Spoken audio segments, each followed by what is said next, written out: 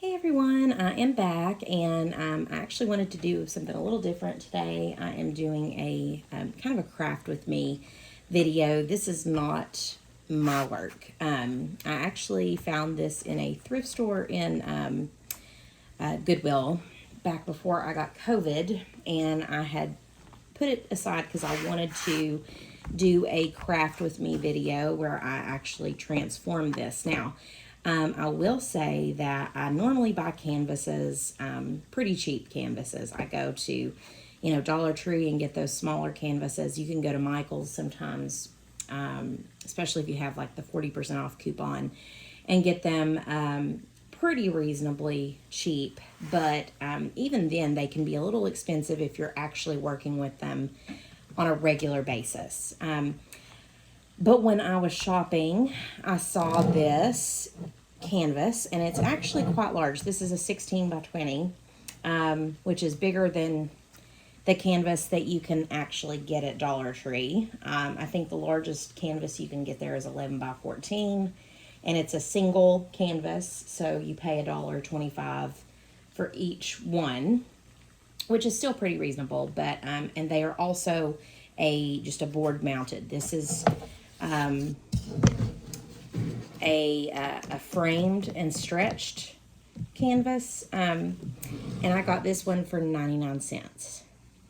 So something that I do a lot, and I'll put a picture at the end of this finished canvas, and then also one of the other paintings that I bought to redecorate or reuse, which is hanging on my wall in my foyer. I bought it for like $5.99, and I did a kind of an upcycle thing to it. But I wanted to show you how you can purchase canvas and experiment with canvas in a cheap way. You do not have to go to Walmart or Michael's, or you don't have to go to Hobby Lobby to get canvas. You can, especially if you're not entirely comfortable painting on canvas. I recommend going and getting something from Goodwill or from another thrift store. A lot of times, if it's a piece of art that they don't think they're going to be able to sell very easily, then they will, they'll mark it down. They'll make it pretty reasonable. I could not pass this up, especially for the size, for 99 cents. This looks like it came from a kid's bedroom. It's obviously been, hand painted by a kid. You can still see the white of the canvas through the paint. So the paint was probably pretty cheap, and it's cute. It's kind of interesting, but definitely not something that I would put on my wall necessarily. So I thought this would be an excellent candidate for upcycling or repurposing or repainting on. And really, if you know anything about art history, if you studied any artists in the past, a lot of the old masters would reuse their own canvases, would paint over and over and over again to get practice. And so that's kind of why I wanted to emphasize that when you buy these used canvases, you keep them out of landfills. You get some practice. You get to reduce the cost of art making, which can be quite expensive. And you get to play. And also, I already have these marks that I can utilize and pull from if I want to create something with this. So I am actually going to do a painting, I think, by starting with not necessarily a blank slate. A lot of people would go and put gesso on this or would cover it with white paint. I'm actually going to start laying down some paper. I'm going to collage onto this and utilize what results to create a painting, maybe a floral painting. And I'm going to use this paper. This is 6x6 paper. I actually bought this from, I'm wanting to say AliExpress. It was a long time ago. I can't remember. Months and months ago, and I thought it was never going to arrive, and then it finally arrived. I think it was like 4 months ago I bought this. But this packet This is actually several packets. Some of the paper is really pretty. I loved the patterns in here. So I thought this would be good to integrate into this painting. So what I'm going to do is I'm just going to start laying down some of the paper, and I'm going to use this Liquitex matte medium. I am out of my gel medium. It is completely dried out, completely dry. I scooped the bottom. And so I'm just going to use the matte medium. This is more of a fluid matte medium, so it's going to be, it's probably going to take a little bit longer to dry. This says that it's a non-reflective matte finish, so hopefully that keeps it from getting too shiny, but I really am just looking to put down some pattern and to get some things onto the canvas. So I'm going to pick some of the papers that I may, not love the most. Some of these I have like 2 of each kind, and some of them I have plans for. So I'm just going to pull some patterns here and start laying them down. I'm not super into some of these patterns, but I think as part of a bigger thing, it might look kind of cool on the canvas. And then some of these I only have 1 of each. I have to remind myself not to be too precious with any of my supplies here. Okay, we'll start there. And I'm just going to start ripping these papers up. And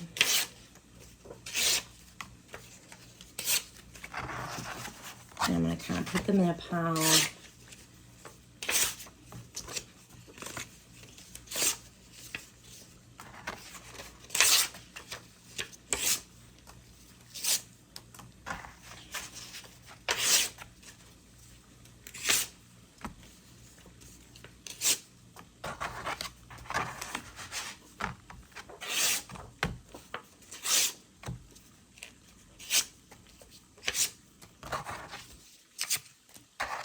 Okay, and then I'm going to start laying these down. Now, again, I already have some pattern here.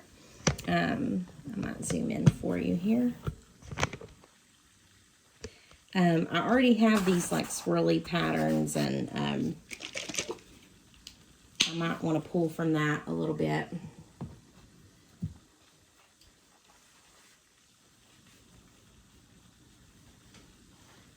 Okay, and I'm just going to start laying them down. So,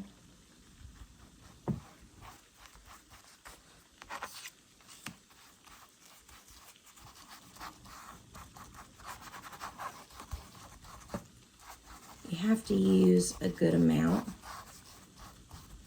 because the paper has to get sticky. It has to have some tack to it.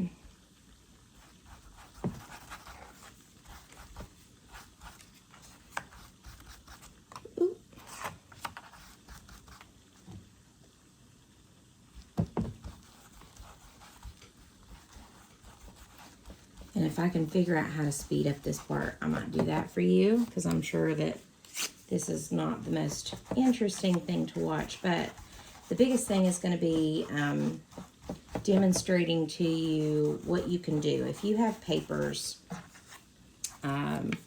even junk mail, I think I've seen somebody do this with pieces of envelopes that were... the envelope liners.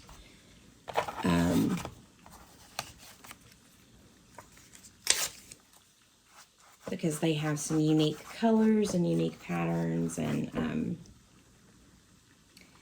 I've seen people do this with just the kind of paper I'm using. You can make your own if you have, some that you've jelly printed with. That might be kind of interesting. But the point of it is to kind of get some some different patterns laid down.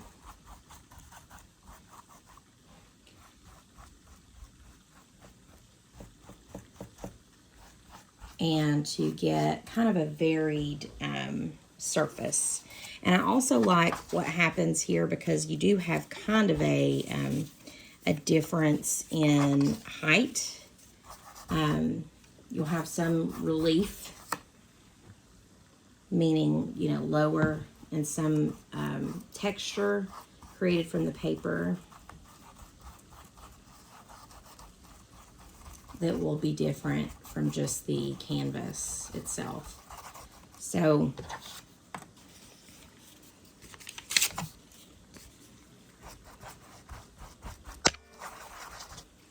I'm kind of looking to abstract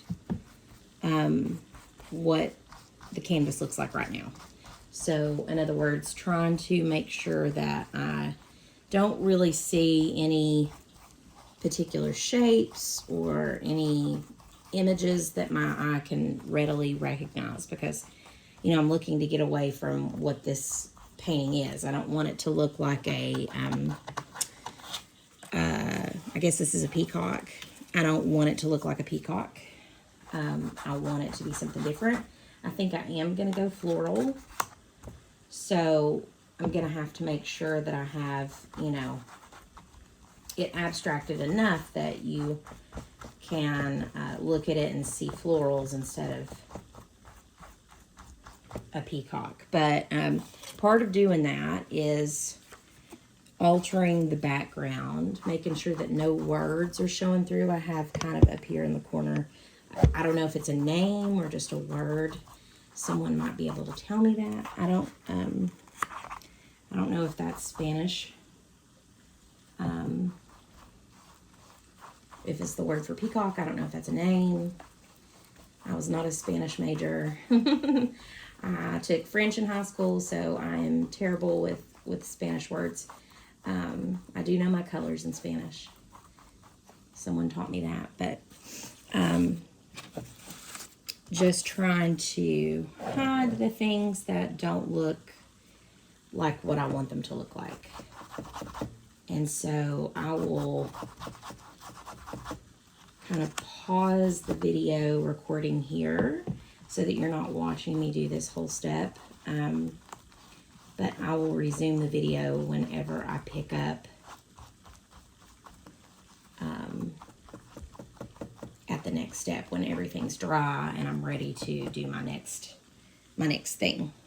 Okay, so it's not dry yet, but I did want to kind of give you a shot of how much I am putting down.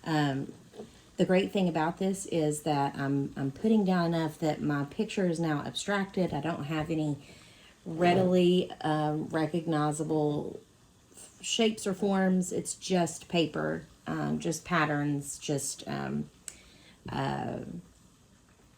know, blobs of color. And I'm hoping that once this is dry, I can go ahead and lay down the first designs, and I'll show you kind of how I lay out what I'm going to do floral wise. I think I'm going to do a vase of flowers, maybe on a table, and I'm probably going to do it the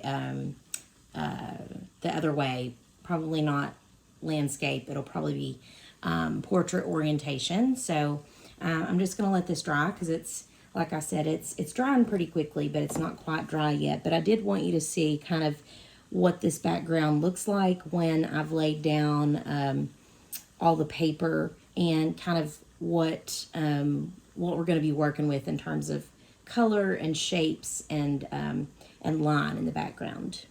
Okay, so I'm back. This is dry now, and you can see I've got it portrait orientation. I think I'm just going to do it portrait orientation to give myself more room for the blooms and the stems and all that good stuff. So, excuse me. I'm going to take a black China marker. Now, if you don't know what a China marker is, it is a kind of a waxy pencil that will quite literally mark on anything. It it's pretty good. It's not water soluble, so it stays on. They use it on literally everything: china, wood, glass, cellophane, metals. But I have these in white and in black. And I use them quite a bit when I need to line things on canvas, because I know it will leave its mark on canvas. So I think I'm going to start by kind of deciding where I want my horizon line, or my table line rather, and I'm just going to kind of go in and make sure that I have marked off where I want this table to sit. And then I need to determine how big my vase is going to be. And I think this vase is going to come down on the table a little bit. And I don't know if you can see the marks. You should be able to see some of them anyway. But this is just for my purposes here, trying to mark out where my my vase is going to be. And this is not hard and fast. It can be changed at any time, and I may want to change the shape of it. I may want to make this a rounded vessel instead of a cylinder, because right now it's a cylinder. And I can do that with paint, but this is just so I can mark out and lay out where I want everything. And then really, I'm just going to start creating my blooms and my stems and leaves. I'm going to want some leaves. And again, these do not have to be perfect when you lay them out, because you're going to be painting over this. So it's not as important that these look perfect. I'm just going to kind of line out where I want a bloom. And keeping in mind that I'm going to want to leave some of the pattern showing. That's the point of this. Being able to pick some of the areas where I want these blooms to show is kind of the point here. And I may have one that kind of comes down over the lip here. And I'm going to want some leaves here.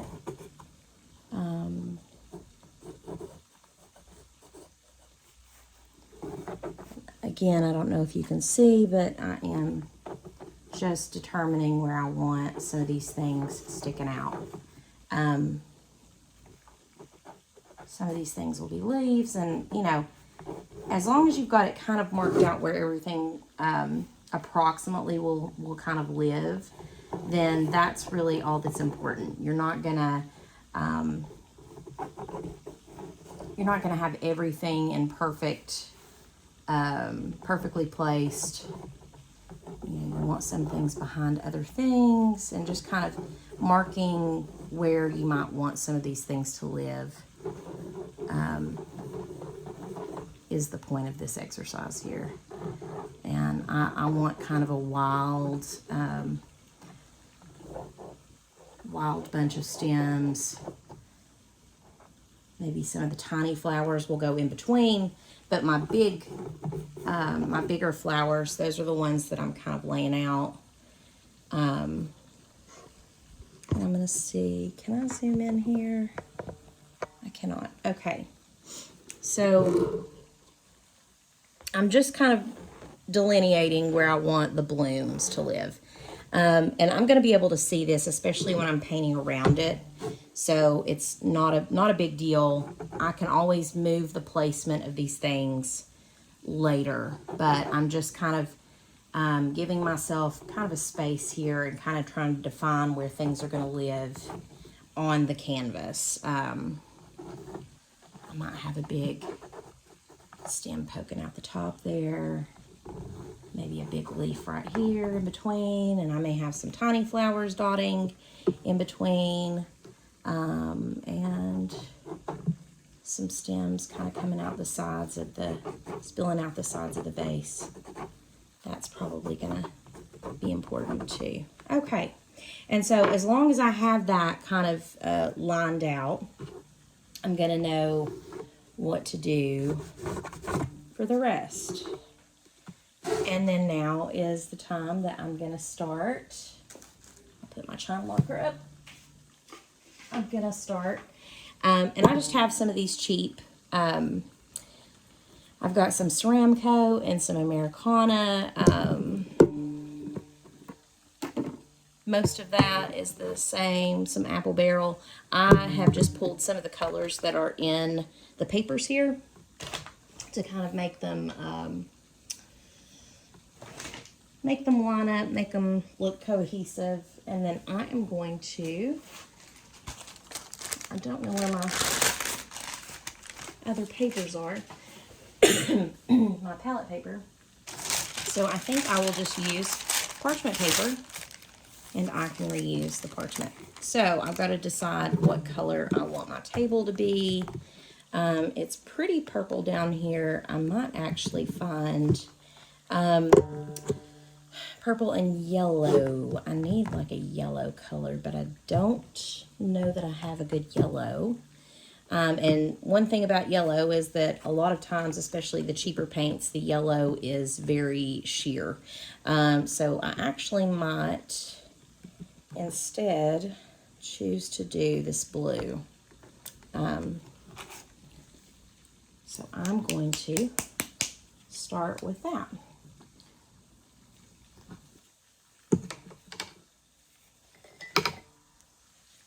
And this part might be a little bit boring because it's literally just me coming in and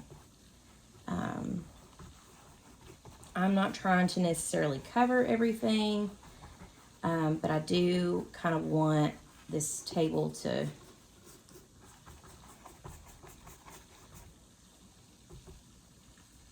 be cohesive. So I'm just kind of covering.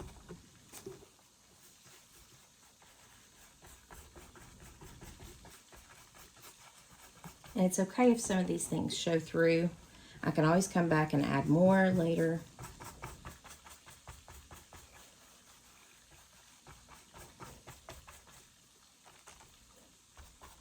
And I'm going to layer it. I'm going to probably go back with some different colors. But again, this is just trying to make this a more cohesive.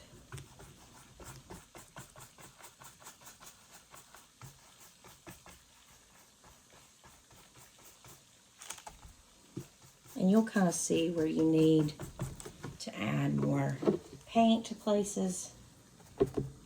Definitely will need more paint on my little paper here.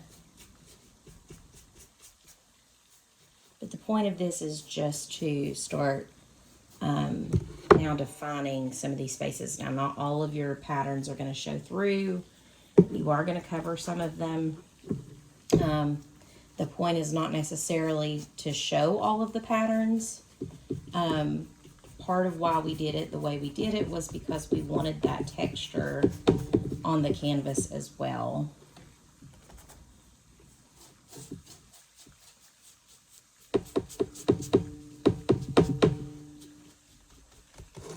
Now, if you want to use more expensive paint to do this, you absolutely can. I'm just grabbing at what I have. I'm running out of my good, my more expensive acrylics, and I prefer to do this with acrylic. So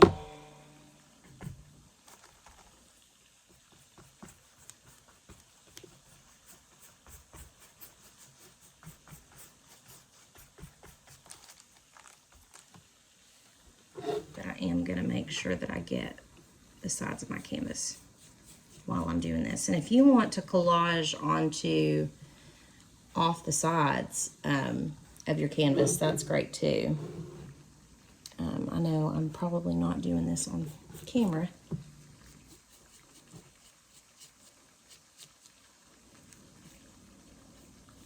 But when you've painted one canvas, you've painted them all. You really don't. Okay. So I'm going to try to set this up so you can see. Okay, so I was painting the edges, and you can absolutely go back and do some of the, if you want to do more, you can always add more. I kind of like that some of this is sticking out.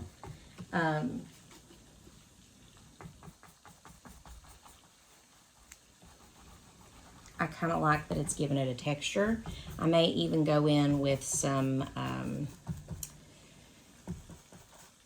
maybe some plaster or something on top of it, but this is just the first coat. It's just to get some paint down. Now, I think I'm going to go in and start on my blooms, and I've got to kind of determine the colors that I want to start with. I'm going to start dark to light on these blooms.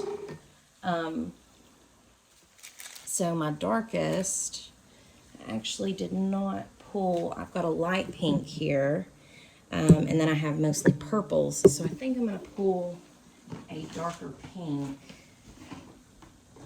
and maybe even red, like this pink right here, which is carousel pink. And maybe some red.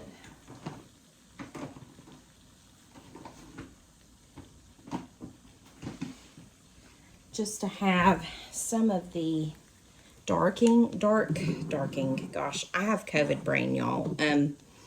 I have not been able to talk. So this is engine red. This may be some of my darks. COVID brain is real, though. I have literally, I need to shake that up. I have literally been struggling to even talk. And, excuse me, the brain fog is crazy. The brain fog and the fatigue have been the worst part of COVID for me.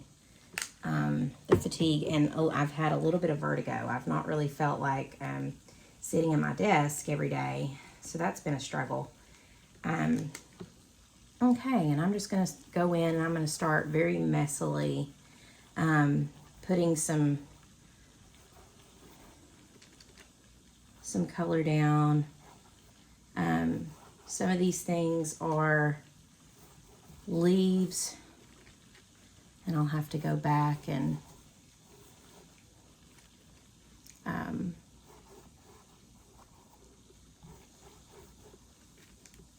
give them some color.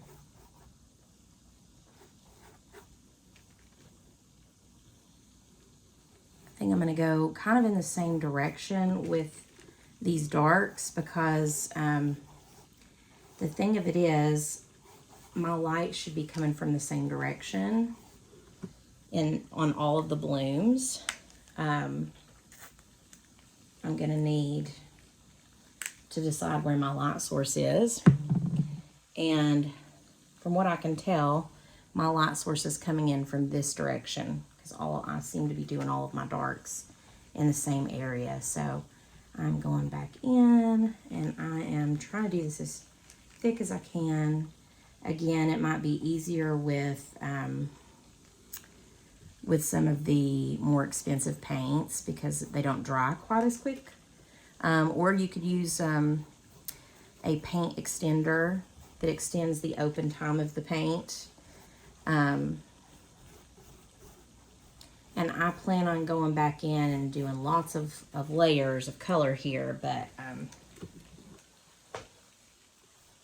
all that to say that this is not the best quality paint, so it's going to be harder to work with than a good quality like student grade or artist grade acrylic would be. And I'm not going to be afraid to mix my colors up, because honestly, that's half the fun of painting these flowers.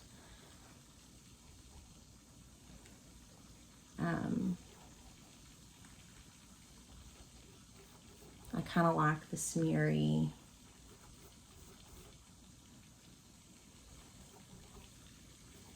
look of paint that does that.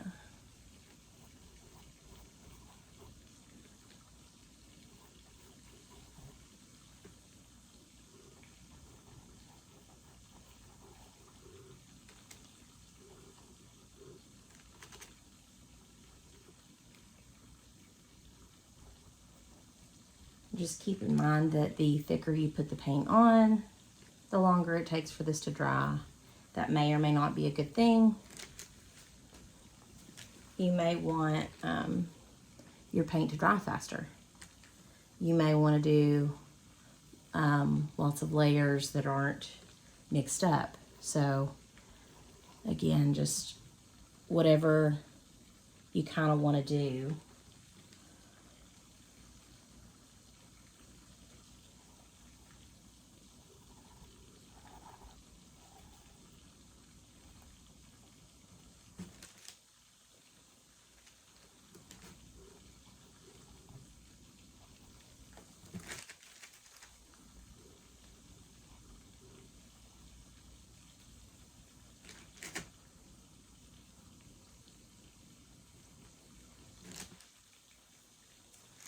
Okay.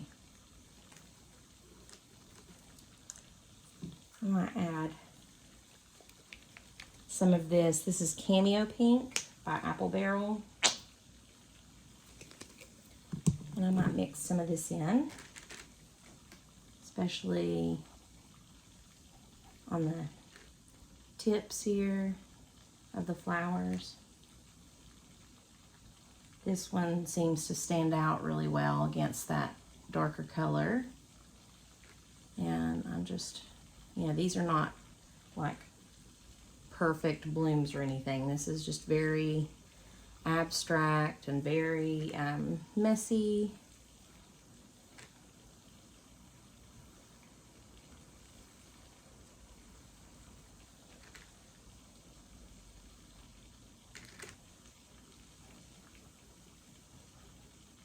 I find that sometimes the faster and messier I do them, the better they turn out. Because if I think about it too much, I'm going to get too obsessed with the shape or the way the colors are working together. And again, I'm just kind of going back in and dipping my brush into back and forth between the light and the dark of the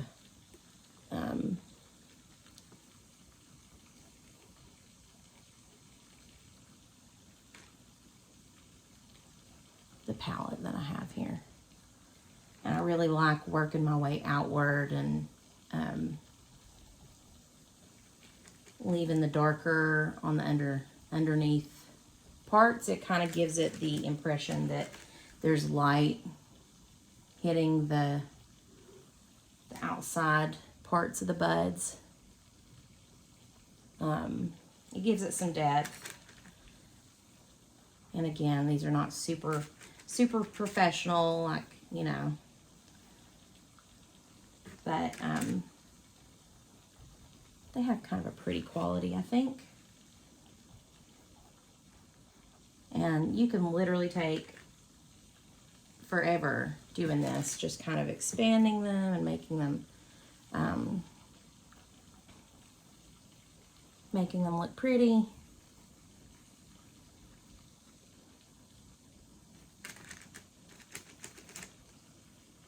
Switching up where you put things. But I find the more layers you do with these, the prettier they get. And I don't know if so far you can see, but they're starting to look kind of pretty. I'll definitely go back. I'm going to let that kind of dry and set. I feel like I need to go in and now figure out where my my leaves are going to go. So I'm going to pull my greens that I have here. It's always good to have more than one color. So I have this Christmas green, kiwi, pistachio mint, and leaf green. Ceramic Coat, Christmas Green, and Leaf Green. Those will probably be the ones I use the most.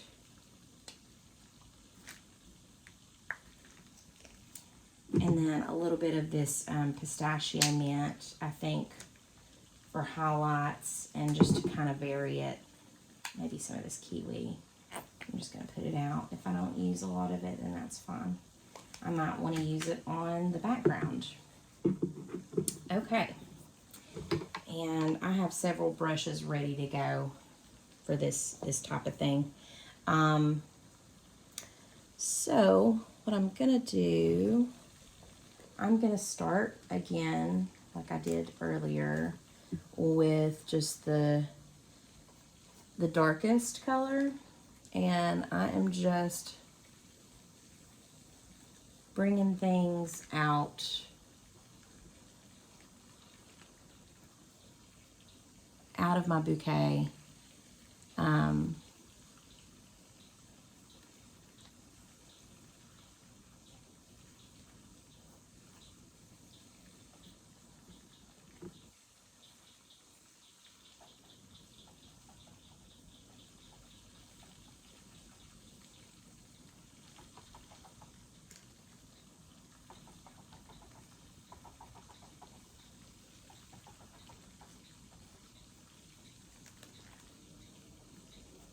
Just to kind of get an idea of where these things are going to go.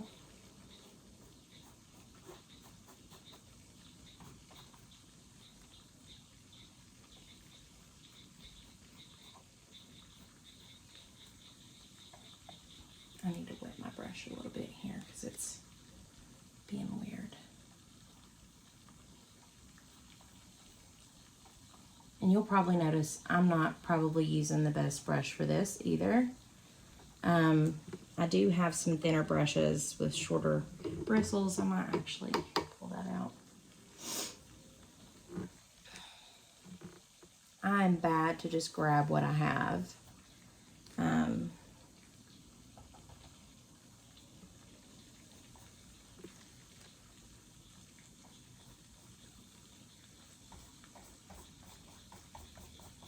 And they can be kind of crude right now. They don't have to be perfect because, again, you're going to go back in with lighter and you're going to kind of shape it up. I need more. Of that Christmas green there. Especially if you are going to add blooms in between, which I had thought about doing. I might add some other blooms coming out. Although I kind of like this just being like a little, I don't know if these are roses or peonies. I kind of like it the way it is.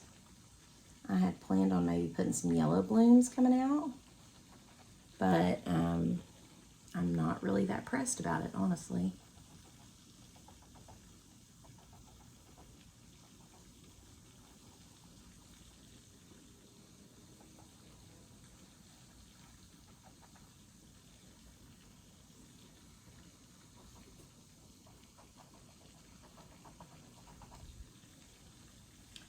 I guess now I'll start kind of mixing in some of that leaf green, especially on the leaves.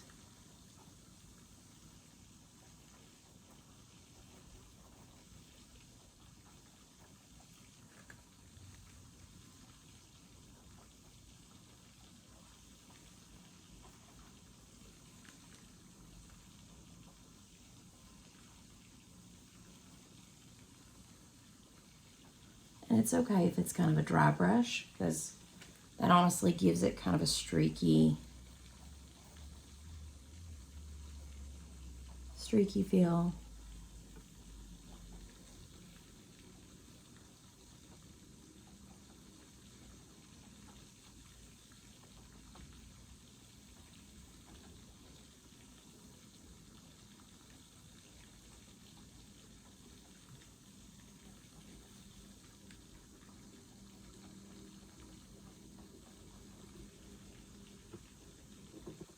As you can see, it's much different than it was when I started this process. It seems that, you know, it really doesn't take that much to take something and make it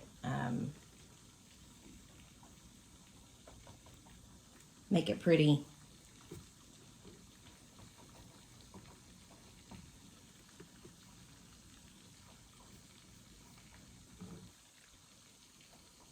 For 99 cents, you know. And I'm getting some good painting practice in, and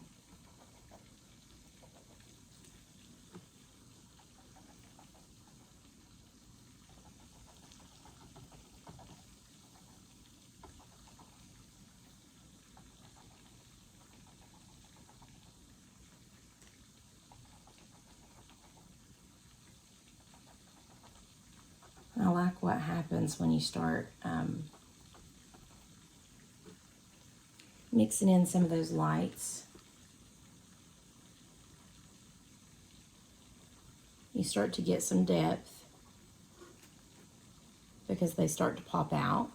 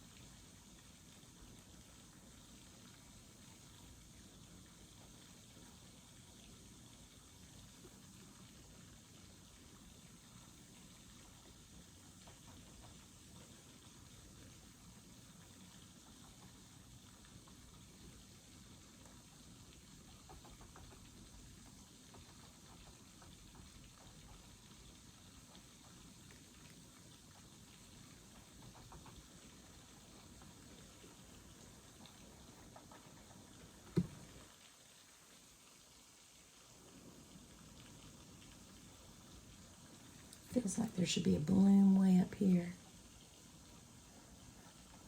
or a leaf of some sort.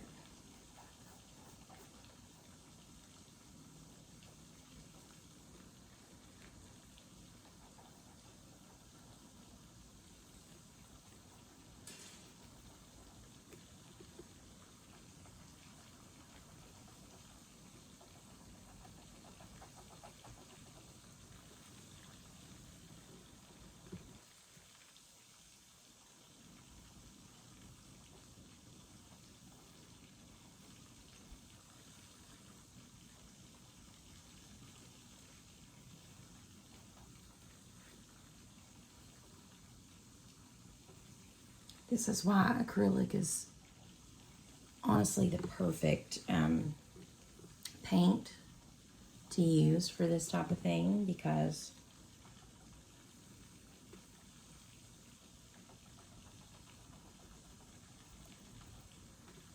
you do get a really good mix because of how it dries so fast.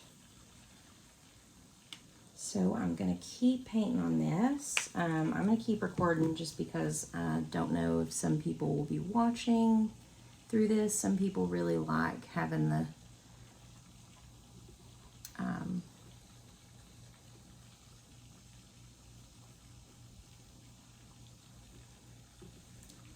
being able to watch even without commentary sometimes.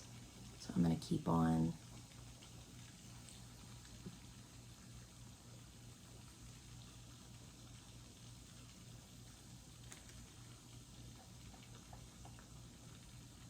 I'm going to add some of this really light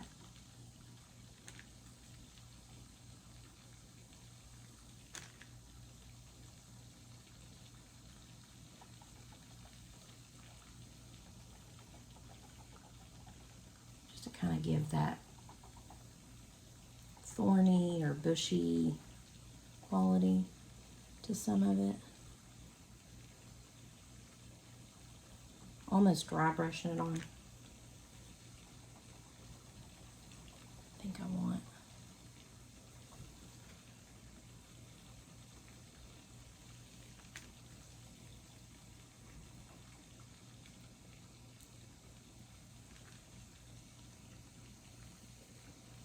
And the great thing about acrylic is you can always paint over it if you mess up.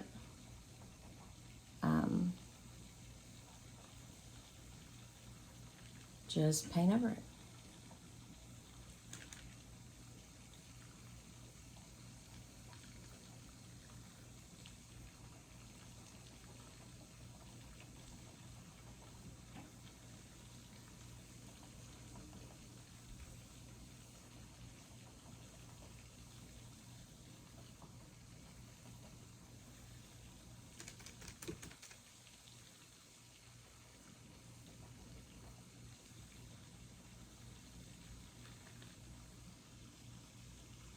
But something about that mix.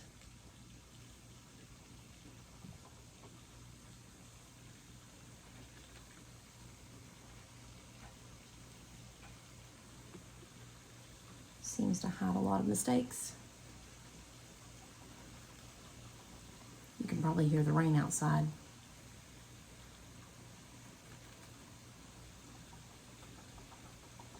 It's a good rainy day activity.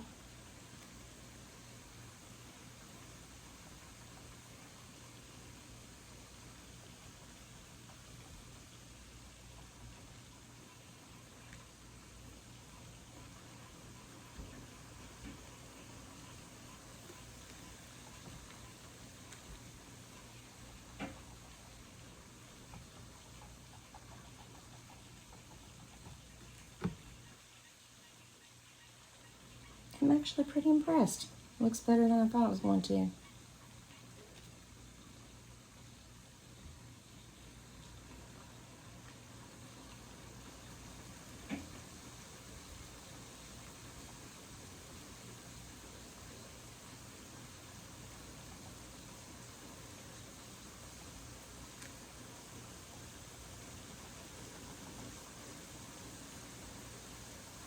Okay. So I think what I'm going to do,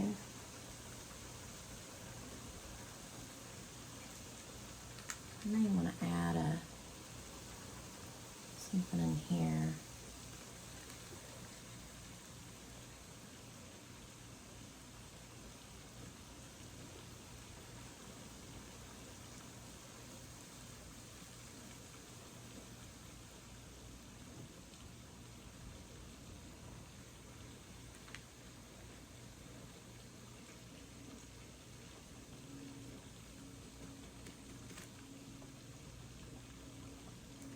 Okay, so I may need to let that dry. I may go back in with my pinks now.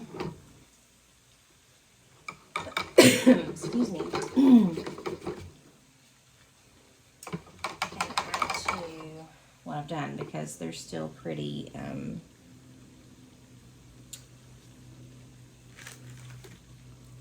sheer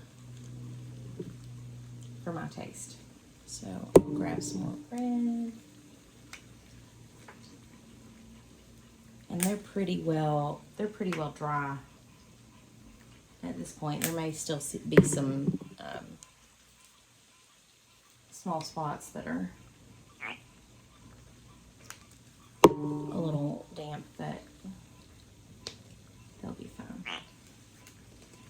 Okay. A little paint palette here.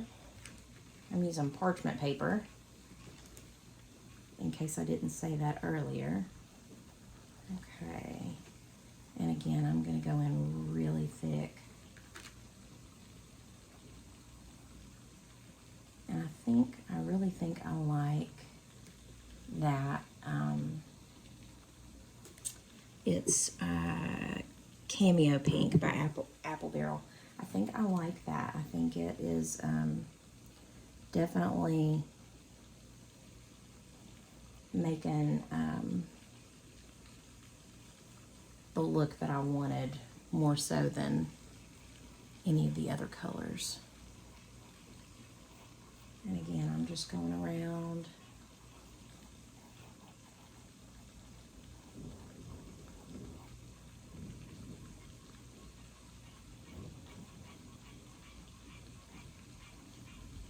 Man, those birds are going crazy. We must be getting a good storm. They're not. We got some birds and some frogs going off.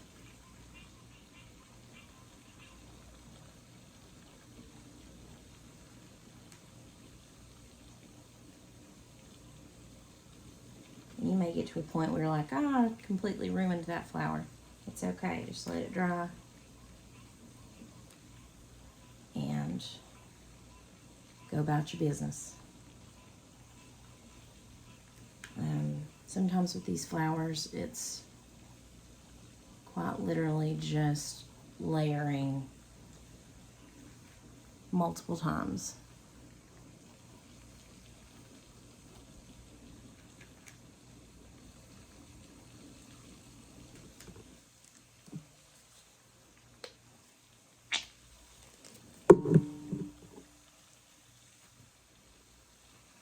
I don't want too much of that red standing out. I really want it to be more pinkish. I do want the undertone there, but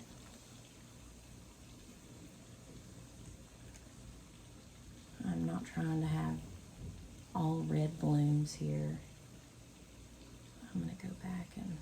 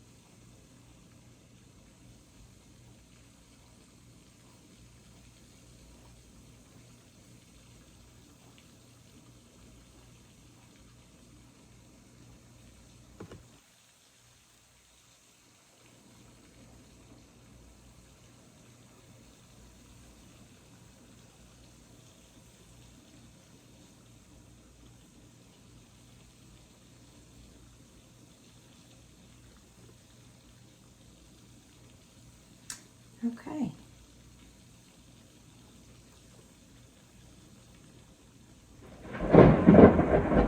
Ooh. Yep, we're getting a good start.